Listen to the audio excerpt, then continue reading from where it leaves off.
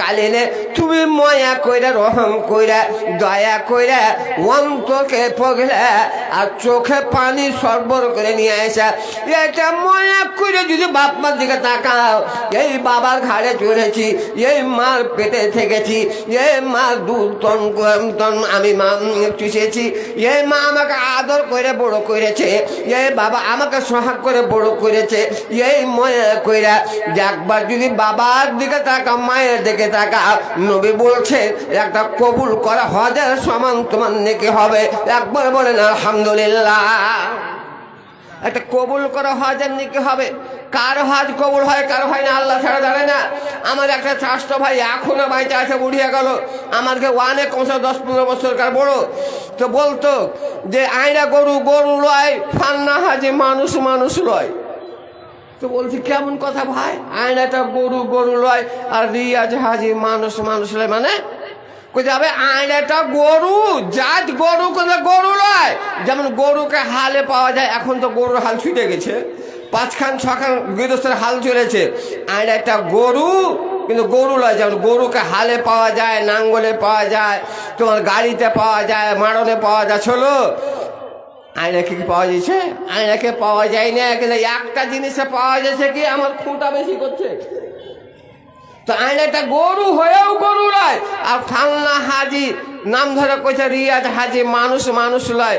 মুখ খারাপের লাগা বেটারা টাকা পয়সা দিয়ে কভার করতে পাঠালে ধান বাপের মুখখানটা ভালো হবে, গাল গেল ছুটবে, পাক জায়গাতে পেঠায় হজ কইরা আইসা এমন হাইনটা করে গাল শিখেছে। বেটারা বলছে হ্যাঁ হ্যাঁ বাপ বাপ দিয়েরা মানুষ, তোকে যে পশ্চিম প্যাঠানি এগুলা ভুলবি বুঝলে, তো আরো যে লাগছে জোর দিয়েছিস। আরে শালার বেটা শালা, ওখান থেকে ভুলার জায়গা, ওখানে হলো শিখবার জায়গা, শিখা এসেছি ফালনা জিনিসে লাঠি ভরবো, এতে লাঠি ভরবো, আরো খারাপ। তো কার হজ কবুল হয় কার হয় না এটা আল্লাহ ছাড়া জানে না। কিন্তু একবার বাপ মার দিকে ময়ার নজরে তাকিয়ে দেখো, দয়ার নজরে তাকিয়ে দেখো, একটা কবুল করা হজের সমান নেকি লেখা হবে। এবার সাহাবারা জিজ্ঞেস করলেন ইয়া রাসূলুল্লাহ ওয়া ইন্না কুল্লা ইয়াউমিন মিআতা মাররা, আল্লাহ নবী গো যদি কোন একটা লোক বাপ মার দিকে দিনে 100 বার যদি দয়ার নজরে তাকায় তবে তো 100টা কি হজের সমান নাকি হবে? আল্লাহ নবী বলছেন নি'মাল্লাহু আকবার ওয়া আতিয়ার, হ্যাঁ আল্লাহ বড়, আল্লাহ পবিত্র। 100 বার যদি বাপ মার দিকে তাকাও, বাড়তে বসে 100টা হজের সমান নাকি হবে। একবার বলেন আলহামদুলিল্লাহ। এই যুগের বাপ বুড়ি হয়ে গেল, বউটাকে কাছে পড়ে আছে, খাপা পড়া হয়ে গ্রামে কোনো জিনিস বিকাইতে আইলো, হাঁক দিয়েছে, ঝুড়িয়ালা এসেছে, মাছালা এসেছে, সন্তলা নেমুওয়ালা এসেছে বা আপেলওয়ালা এসেছে, হাঁক দিয়েছে। বাবা কানে কম শুনতে পায়, চোখে কম দেখতে পায়, জানতে পেরেছে আমার বড় বেটা কাশিম গলিতে আছে। কিসের হাঁক দিলে রে বেটা? বাপ কত আদর করে বলছে, কিসের হাঁক দিলে রে বেটা? বুঝতে পারলো না। তো বেটা বাবাকে ভালো করে কথা না নেই বল, হাইনটা করে বলবে ঝুড়ি বিঘা ঝুড়ি। কি কহলি রে বেটা? তোর কানে কি ঠিক আছে? কে ভদর ভদর করবে? এইটা দুনিয়ার বেটা, এই দুনিয়ার বেটা। এবার ভাই আমার মধ্যে বিচার শেষ হয়ে গেল, আমার মধ্যে বিচার নাই, আমার মধ্যে সমাজ নাই, আমার মধ্যে জ্ঞান নাই। বলবেন মাওলানা কে বলেছে জ্ঞান নাই? এই জ্ঞানের কারণে আমরা এত বড় হলো। আপনাকে একটা হাদিস শোনায়, আপনি শোনার হাদিসটা হলো বুখারী শরীফের, মিশকাতের মধ্যে আছে, মুসলিম শরীফের হাদিস। হযরত আবু হুরায়রা বলতেন আমার বাপুরা, আমার ভাইয়েরা, আমার মায়েরা, বোনেরা, পর্দার আড়াল থেকে তোমরাও শোনো। ওয়ান আবি হুরায়রা قال رسول الله صلى الله عليه وسلم كانت امرأتان معهما ابنهما جاذب فذهب بابني إحداهما। আবু হুরায়রা বলছেন আমার আল্লাহ নবী বলেছেন, আমি কিন্তু শুনেছি নবী বলছেন বানি ইসরাইল একটা বংশ, মুসা নবীর বংশকে বানি ইসরাইল বংশ বলা হয়, ইয়াকুব নবীর বংশকে বানি ইসরাইল বংশ বলা হয়। এবার বানি ইসরাইল বংশের মধ্যে দুটা মায়া কানা তোমরা আতানে মা হোমা ইবনা হোমা, দুইটা মায়ে জঙ্গলে কাঠ কাটতে গেল। প্রাচীন যুগে তাদের প্রথা ছিল, তাদের রেওয়াজ ছিল, জঙ্গল তারা কাঠ কেটে নিয়ে আসতো। বড় বড় মেয়েরা আমার নবীর জমানাতে, আমার নবীর যুগের পূর্বে মুসা নবীর জমানাতে বড় বড় মেয়েরা, ছেলেদের মেয়েরা এবার পেটে ছেলে কইরাও তারা বকরি চালাতো, কে কাঠ কুড়াতো, এতে তাদের রেওয়াজ ছিল। বলবেন মাওলানা আমার যুগে সেটা রেওয়াজ নাই, আমার যুগে একটা রেওয়াজ আছে। রেওয়াজটা হলো কি, পাট ছোড়া রেওয়াজ আছে, ভুট্টা লাগা রেওয়াজ আছে, কমপক্ষে গীত গাহা রেওয়াজ আছে। আছে কিনা? কোনো না কোনো একটা রেওয়াজ আছে। মেয়ে ছেলের কিছু কথা শোনেন বন্ধুগণ, মেয়ে ছেলের কিছু কথা শোনেন বন্ধুগণ। বিলি বলে কবিতে রে শুনেন বিবরণ, বিয়ার বাড়ি তানে যেতে এতই ভালোবাসে, আর 500 জন মিলা গীত গাহিতে বসে। কেহু বসে গীত গাহে, কে এদিক ওদিকে ঘোরে, আরো কত বেটি দেখি কুখড়া কুখড়ি করে। কেহু রঙ দিয়ে বেড়ে, কে ওরা হড়ে করে, আরো কত বেটি দেখে থাকে অন্য ফেরে। এ ফেরে পুরে কত দেখতে পাওয়া যায়, আর বিনা বাপের ছেলে কত হলো দুনিয়ায়। এই সব এ ছেলে এরা কোথায় হতে পেল, এরাও কি মানে আমি হিসাব করে বলো। বিয়ের বাড়ি তারা গিয়ে রং মাখে এত, আর দূর থেকে দেখে লাগে ভালুকেরই মতো। গীত গাহিতে থুবড়া খেলেতে এদিক ওদিক যায়, আর বুড়া লোসা কোলে করে খুশি হয়ে আর কত শত বেটি দেখি বদনাম হইয়া বাপের বাড়িতে পড়ে আছে আড়ির মতো হইয়া। কত বেটি জান দিল, কত বিষ খেল, আরো কত বেটি দেখি লাখনো চলে গেল। কাহুরি বিয়া হলো, কাউকে বেঁচে দিল, আরো কত বেটি দেখি বাড়ি পালিয়ে আইলো। আরো কত মাইয়া লোকে এমন দেখা যায়, কাপড় ঘাটে নিয়ে তারা পুকুর ঘাটে যায়। পুকুর ঘাটে গিয়ে তারা ওদাম হইয়া বসে, আর সাবুন মাটি দিয়ে তারা মাথা কত ঘষে। আইল ঝাল হইয়া তারা মাথা ঘষে কত, আর দূর থেকে দেখা লাগে কিছিনির মতো। হুশ করে পর্দা রাখো বোঝান, না জান্নাতের বিনে মাঝে সোজা জাহান্নাম। আপনাদের দেখে বিল খাল কম, আমাদের দেশে বেশি। এখন টাটি দেওয়া বাড়ি ঘাড়া, যার কারণে মেয়ে ছেলে পর্দার ওয়াজ ছুঁড়ে গেছে। পর্দার ওয়াজ করি না, কারণ গোটা দুনিয়ার মুলবিরা এক হয়ে পর্দা করো পর্দা করো এই কথা বলে যতটি আগাইতে না পেরেছি, বর্তমান যুগের সরকার একটু পাখা ঢিল দিয়েছে, ওরা স্বাধীনতা দিয়েছে, সব নাচকে কাটা ফেলে দিয়েছে। ওরাই সব কিছু, প্রধান হবে ওরা, মেম্বার হবে তারা, সরপঞ্চ হবে তারা, ডিএম হবে তারা, মাস্টার হবে তারা, আর পুরুষ হবে ভাইড্য হয়নি। যেই বহুটার চেহারা 4টে ছেলের মায়ের বয়স পর্যন্ত, যে বহুটার মুখখানে গ্রামের লোক দেখতে পায়নি, সেই মেয়েটার পর্দাকে ছিঁড়ে টাইনে সরকার একবার যাদব টুলিতে চাকরি দিয়েছে। প্রথম বোরখা গায়ে দিয়ে যেতে লাগলো। রমেশ বাবু হেডমাস্টার বলছে, अरे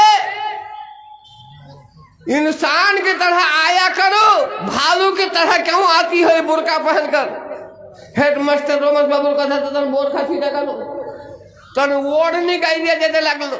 आबार हेडमास्टर बोलছে, इतनी बड़ी गर्मी में तुमको जाड़ा लग रहा है, चादर ओढ़ के आ रही हो। और कथा तो चादर छीटा गल। এখন ওই বহুটা এমনি করে ঘাঁটাতে হেঁটে যাচ্ছে, লাগছে যে আর মৌলানার স্ত্রী লয়, হাজির বহু লয়, এটা প্রধানের বেটি লয়, আপনার ফার্ম গাইডের মতো হেঁটে চলে যাচ্ছে। পর্দা সব শেষ। তাতে রামা বাড়ে ঘাড়া, যার কারণে সে তো বাহিরে ফিরে সবার সামনে। এই জন্য দানা লোক করিয়াছে পাট, যার লেগা টাটি দিন সেই গেল হাট। যার লেগা টাটি দেওয়া সেই গেছে হাটে। তো টাটি দিবেন কেন, বাড়ি ঘেরবেন কেন? কারণ মেয়ে ছেলে পর্দার মধ্যে রাখার না, পর্দা হলো নিজের কাছে। আমার বুঝিয়ে হবে না যে মেয়েটা পর্দা জানে। আপনাকে তবে একটা হাদিস থেকে সঙ্গে করে আপনাকে একটা কথা বলছি।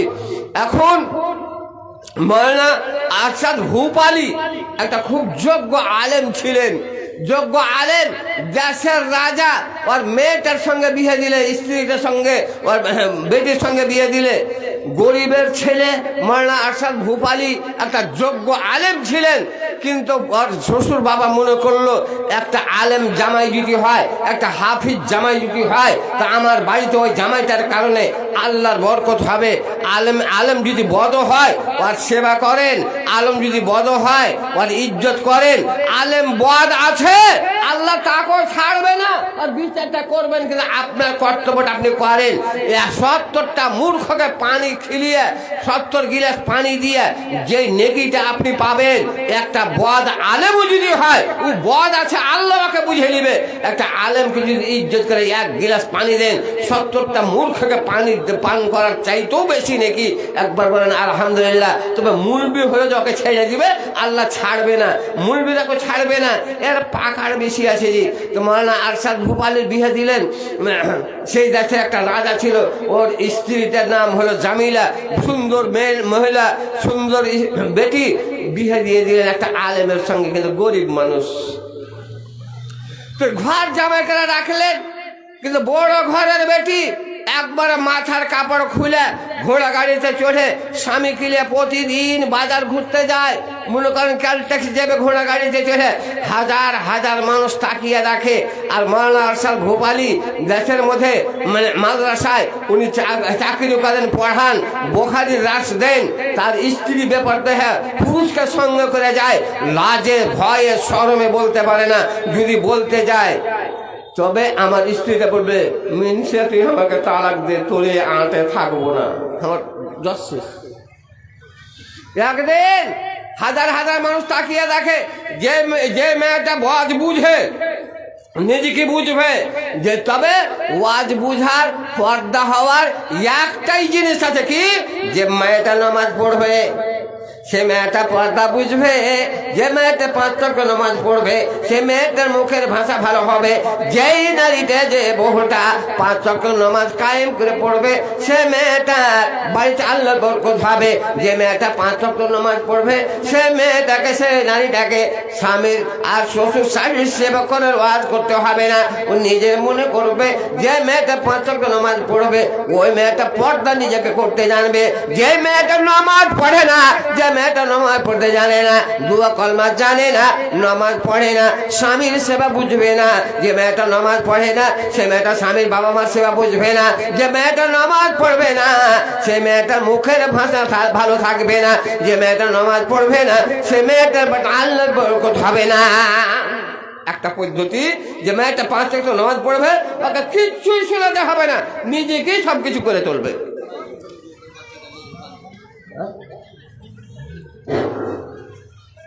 একটা ছোট বাচ্চা পাওয়া গেছে, মেয়ে, যার আছে সে এসে নিয়ে যাও, স্টেজে আছে। সন্ধ্যা থেকে মনে হয় 5-7টা হারিয়ে গেল। হ্যাঁ জি, ও মা গেলা, যাকে চাইলে হারাইছে, ওরাকে দুঃখ দরদ কিচ্ছু লাগেনি জি। যে ওয়ার্গের কাছ থেকে চাইলে হারিয়েছে, তো ওরা বুঝতে পারে না। আর 100 টাকা নাই।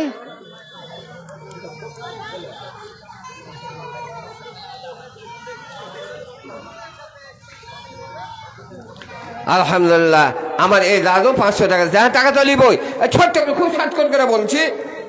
এবার ভাইরা বাপুরা, নানা দাদুরা আমার, ওই মাওলানা মাদ্রাসায় ছাত্রকে পড়ান, আর ছাত্রকে পড়াতে পড়াতে একটা হাদিস পড়াতে লেগেছেন। হাদিসের মধ্যে আছে, আর দায়ুস না খোলার জান্নাতা, দায়ুস জীবনে জান্নাত যাবে না। দায়ুস কাকে বলা হয়? দায়ুস হলো ওই স্বামীটা, দায়ুস হলো ওই যুবক বেটা, দায়ুস হলো ওই বাবা, দায়ুস হলো ওই ভাই। যে ভাইয়ের বোন বেপর্দায় বেরিয়ে বেড়ায়, ওই ভাই বোনকে পর্দা রাখতে পারে না, আঁটতে পারে না, ভাইয়ের কথা মতো বোন চলে না, বাবার কথা মতো বেটে চলে না, স্বামীর কদর স্ত্রী রাখে না, ছেলের কদর মা রাখে না। ওই মেয়ে গেলা হলো দায়ুস, ওই তার গার্জান গেলা হলো দায়ুস। ওই দায়ুস যতই নামাজ পড়ুক না কেন, যতই দুয়া করুক না কেন, সে জান্নাত যাবে না। আপনি এই করে বুঝেন, দায়ুস কাকে বলা হয়? দায়ুস ভাড়ুয়াকে বলা হয়। আর ভাড়ুয়া কাকে বলে? যে বহু বেটি স্ত্রীর কামায় খায়, সেই জীবনে জান্নাত যাবে না। মাওলানা মাদ্রাসা মাদ্রাসায় ছেলেরাকে পড়াইছেন, 3টা লোক জান্নাত যাবে না, তার মধ্যে দায়ুস জান্নাত পাবে না। যেমন হাদিস পড়তে লেগেছে, ফাবাকা মাওলানা হাত্তা সালা দমুহু আলা লাহিয়াতে, ওই মাওলানা এবার ঝরঝর করে কাঁদতে শুরু করলেন। কাঁদতে কাঁদতে চোখের পানি দাড়িতে বেঁধে কিন্তু দাড়ি বহে পড়তে লাগলো। এবার ছাত্ররা জিজ্ঞাসা করে, বোখারি পড়নেওয়ালা ছাত্ররা, মাওলানা আপনি কাঁদছেন কেন, কি হয়ে গেল হাদিস পড়াতে পড়াতে?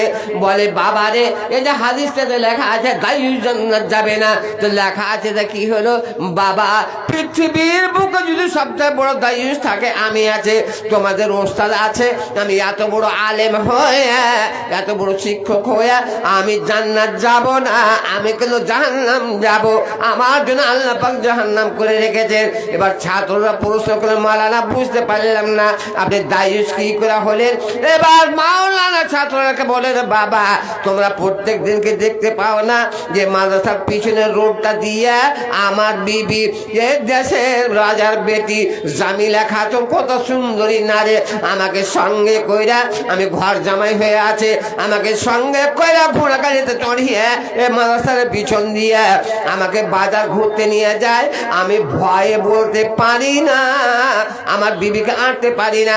আমার বিবির দিকে, একটা আলেমের স্ত্রীর দিকে হাজার হাজার রোডের মানুষ, বাজারের মানুষ তাকিয়ে দেখে, আমার বিবিটা সালোয়ার জাম্পার লাগিয়ে আর সিনার ওপরে মসুরির জালের মতো পাথর লেখা ওড়না দিয়া মাথার চুল কটা বেনি দেখে, এবার দুটা কাঁটা দিয়া গ্যাসের মধ্যে আমাকে নিয়ে ঘুরতে আসে বাজারের দিকে।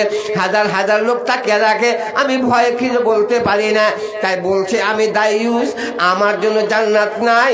এত নামাজ পড়ে, দার্স দিয়ে, কোরআন পড়িয়ে, হাদিস পড়িয়ে আমি এতগুলো আমল করে বিবির কারণে আমাকে জাহান্নামে যেতে হবে। এবার ছেলেরা বললেন, মাওলানা আমরা আর তবে কি করতে পারে, আমরা কি করতে পারে? মাওলানা বলেন, বাবা দানা লোকে ইশারা কাফি, বন্ধু কোন যদি চাও জ্ঞান শিখিতে, যাও যাও বসে গিয়ে জ্ঞানের সভাতে। জ্ঞান অর্জন করতে গেলে জ্ঞানীর সভায় গিয়ে বসতে হবে। বাবা রে, আমার ছাত্ররা শোনো, তোমরা আমাকে বাঁচাতে পারো, কেমন করে বাঁচাবো? বলে আমার ছেলেরা, ওরে আমার ছাত্ররা আজকে বিকাল বেলাতে দৈনিক ওই অভ্যাস আছে, আমার বিপিন আমাকে নিয়ে ফিরতে যাবে, গ্যাসে ঘুরতে যাবে, বাজার ঘুরতে যাবে, ওরকম বেনি গাঁথা করে কাঁটা দিয়ে মাথা খুলে রেখে আমার ছেলে মাদ্রাসার পিছন দিয়ে যখন ঘুরতে যাবে টকটুকি লাগিয়ে বসে থাকবে। আর যখন মাদ্রাসার পিছন দিয়ে আসবে, এই পিছনের গেটটা খুলে আমাদের ঘোড়া গাড়ির আগে ঘিরে নিয়ে গাড়িটা দাঁড় করিয়ে দিয়ে দয়া করে জিজ্ঞাসা করবে, মাওলানা এই হাদিসটা আমাকে ব্যাখ্যা করে দে, এই হাদিসটা আমাকে মানায় বুঝিয়ে দে, মতলব বুঝিয়ে দে। আমার বিবি জ্ঞানী ঘরের বেটি, হুঁশিয়ার ঘরের বেটি, বাপ হলো আকেলওয়ালা, বুঝে নিতে পারে। আর যদি না বুঝে, আর এর আমার কিন্তু কোনো উপায় নাই, একটা স্ত্রীকে আঁটার কিন্তু কোনো উপায় নাই। নারী জাতিকে আঁটতে পারবে না। 3টা জিনিসকে জীবনে কেউ বিশ্বাস করিও না। কি 3টা? নদীর কান্ধার বাড়ি, বিনা ব্রেকের গাড়ি, আর কুচলন নারী। এই 3টা জিনিসকে জীবনে বিশ্বাস করিও না। নারীদের জ্ঞান আছে জি, যদি একটা হুঁশিয়ার স্ত্রী হয়, খ্যাপা পুরুষকে বউ চালিয়ে নিবে। একটা লোক, কথায় কথা একটা রসের কথা হলো, একটা লোক বিয়ে করেছে একটা মোটা দেমাগের, স্ত্রীটা খুব হুঁশিয়ার। তো কত মুসলমান গ্রামে, কত হিন্দু ভাইয়েরও বাড়ি থাকে, পড়োশি হয়ে থাকে কি না? তো ওই হিন্দু গ্রামে একটা কামার ছিল, আগাকালে ফাল পড়াইতো, কাইচা খুঁটাইতো, হাইসা খুঁটাইতো, এর কামার ছিল। তো কামারের বাড়ি ছিল, তো কামার মরবের সমাতে ওর ছেলের একটা 2টা বেটা আছে, বেটাটাকে মরার সময় ওয়াসিয়াত করছে যে শেরশাবাদ, যারাকে ভাটিয়া বলে, খুবই বদরে বাটা, এই গ্রামে বাস করলে তো কি হবে, কিন্তু তোরা টাকা পয়সা ঝগড়া করিস না। ওই টাকার সিন্দুকটা তুইলিস, ওই আলমারিটা তুইলিবি, ওই এটিজিটা তুইলিবি। আর ওকে কে যে বলেছিল, বকিল লোককে কহে না, আবার দান ফুল করবি না, ভালো মন্দ খাবি না, তাই ওখানে বাঁধে নিয়ে যাস। কত লোক এর কি করে কথাটা বলে। তো কাইসা কামারকে বলেছিল যে তুই মোর ভিতর 4টি টাকা নিয়ে যাস, এত কৃপণতা করছিস। এই কথাটা তৎ করে ধরে নিয়েছে। এবার ছেলে দুটাকে বলছে, বেটা আমি মরবো তো ওই যে গোল লম্বা বালিশটাতে টাকা বোঝ করা আছে, ওই বালিশটা সহ আমাকে শ্মশান ঘাটে ফেলে দিয়ে আসিস, ওই দুনিয়াতে নিয়ে করে কারবে খাবো। বলেন তো, এই বহুটা সাজানোর আগুন আনতে যে এই মিটিংটা কিন্তু শুনে নিয়েছে। এখন আল্লাহর হুকুম, আগুন নিয়েছে, বাড়ি এসে একটু পরে কাইসা কামার মরে গেল। যখন মরে গেল, তার ছেলেরা পাশে নদী ছিল, গঙ্গা লাভ করতে গেছে।